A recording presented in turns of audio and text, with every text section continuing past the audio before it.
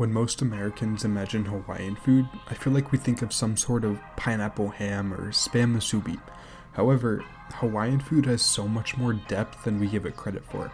Today we are cooking one of Hawaii's most popular comfort foods, Loco Moco. Before we even start cooking, you know we have to crack open a beer, and this one is a favorite of mine.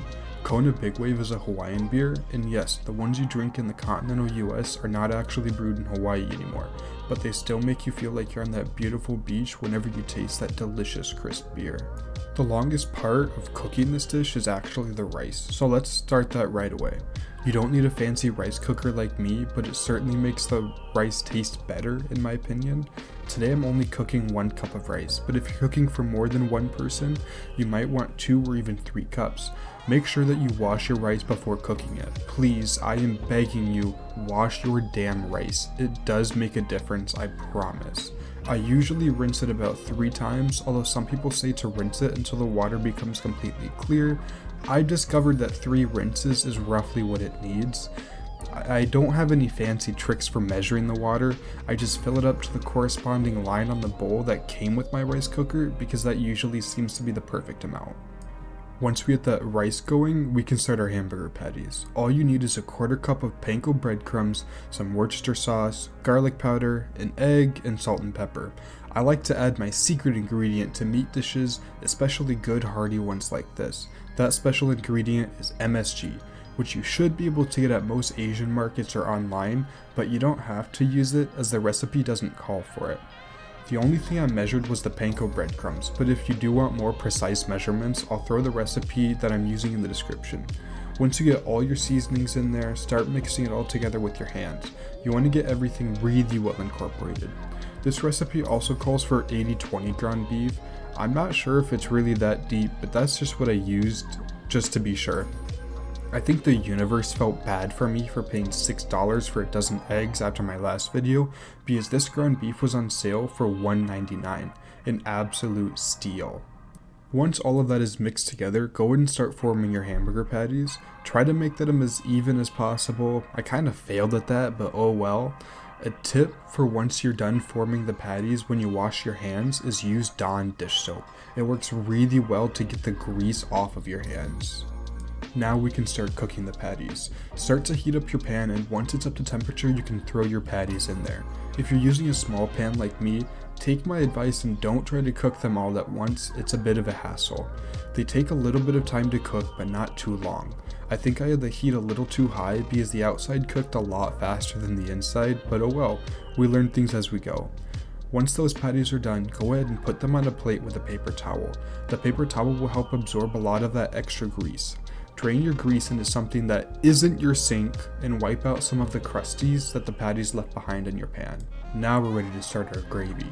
Start with an entire stick of butter and throw that in the pan. Let that start to melt down, and then we can add our onions. Next we'll start to cook our onions down. Some recipes that I've found for this use mushrooms in the gravy and some use onions. I didn't have any mushrooms, so onions it is. While our onions take like a century to cook down, let's talk about the history of Loco Moco. It wasn't too easy to find the distinctive birthplace and history of this incredible dish, but after digging through the internet and maybe a couple of subreddits, I think I figured it out. Around 1949 in Hilo, Hawaii, at either Cafe 100 or the Lincoln Grill, this dish was born. It said that the dish was created for some teenagers who craved something different from American sandwiches and quicker than Asian breakfasts. Even this is contested though, as apparently it was created elsewhere and the restaurants were simply the first to have it on their menus. Nonetheless, it spread and quickly became a very popular comfort food due to its rich taste and affordability. The first time I heard about this dish was when I moved to my college town.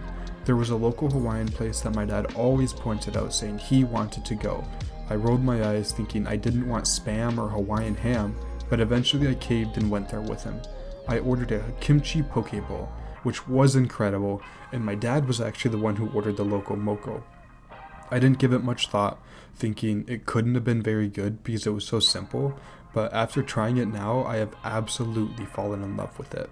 Loco Moco showed me that there is so much more to Hawaiian food and culture than pineapples and spam. Oh look, our rice is done now. Give that a good stir so the bottom doesn't brown and become crunchy and kinda nasty, and keep that rice nice and warm for later. Now that our onions are nice and soft, we can truly start on our gravy, which is the real winner of this dish in my opinion. Sprinkle some flour over top of our butter and onions to make a roux and let it cook for a little bit. Once it's just a little thick like this, we can go ahead and add about 2 cups of beef broth. Now our gravy is coming to life. Add the broth super slowly and mix it in really well. It will get super thick in between as the roux starts to absorb the broth. Once you eventually add all the broth, it should start to look like this. Make sure that you don't stop stirring until the broth is completely incorporated. Now we can start seasoning our gravy. Add the usual salt and pepper, and then we're also going to add Worcestershire sauce and soy sauce. These together help give it a super yummy and complex flavor that is just so warm and hearty. Of course I add my special ingredient to the gravy, but you don't have to add that if you don't love flavor. Now that our gravy is seasoned, we're going to let it cook down for a while. Now we can start the last part of this dish, the fried egg on top. Heat up some butter in the pan. I added way too much butter, but is too much butter really a thing? Yeah, it probably is actually. While that butter melts, and in between stirring our gravy, we can start plating. Start by laying down a big scoop of that rice and throw one of our hamburger patties on top. Crack that egg and let it start to fry. We want the yolk runny, so don't break the yolk while you cook it. Once the whites are almost cooked, put a lid over the pan and let the egg finish cooking by steaming it. While it's steaming, go ahead and smother that rice and patty with as much gravy as your heart desires. Once the egg is done cooking, just slide it on top. We have officially made Loco Moco. Here it is. Delicious, hearty goodness. Crack open that second beer. You absolutely deserve it. And it also goes really well with this dish. Thank you all so much for watching. I tried my best to faithfully execute this dish to the best of my ability, and if you have any suggestions or if I did something horribly wrong, feel free to let me know. Now go cook some delicious food and tell some incredible stories.